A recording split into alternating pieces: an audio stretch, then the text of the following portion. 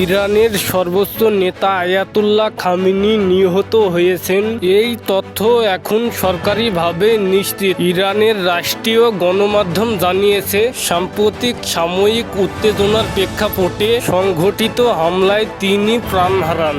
ঘটনার পরপরই দেশ জুড়ে 40 দিনের রাষ্ট্রীয় শোক ঘোষণা করা হয়েছে। রাজধানী তেহরান সহ বিভিন্ন শহরের নিরাপত্তার জোরদার করা হয়েছে। খামেনি ছিলেন ইরানের দীর্ঘ দিনের সর্বোচ্চ ধর্মীয় ও রাজনৈতিক নেতা। তার নেতৃত্বে ইরান বহু আন্তর্জাতিক সংঘাত, নিষেধাজ্ঞা এবং আঞ্চলিক সংঘাতের মুখোমুখি হয়েছে। তার মৃত্যু শুধু একটি দেশের নয়, পুরো মধ্যপ্রাচ্যের রাজনৈতিক ভারসাম্যে বড় প্রভাব ফেলতে পারে বলে বিশ্লেষকরা মনে করছে।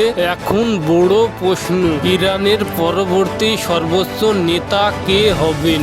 সংবিধান অনুযায়ী বিশেষ পরিষদের মাধ্যমে নতুন নেতার নির্বাচনের প্রক্রিয়া শুরু হতে পারে। ইতিমধ্যে দেশটির রাজনৈতিক অঙ্গনে জোর আলোচনা চলছে। আন্তর্জাতিক সম্প্রদায়ের পরিস্থিতির ওপর গভীর নজর রাখছেন। বিভিন্ন দেশ শোক ও উদ্বেগ প্রকাশ করেছে, আবার কেউ কেউ সম্ভাব্য রাজনৈতিক পরিবর্তনের দিকেও ইঙ্গিত দিচ্ছেন। এই ঘটনা মধ্যপ্রাচ্যের ভূরাজনীতি, আঞ্চলিক নিরাপত্তা এবং বৈশ্বিক কূটনীতিতে নতুন অধ্যায় সূচনা করতে পারে। পরিস্থিতির সর্বশেষ আপডেট জানতে আমাদের সাথেই থাকুন।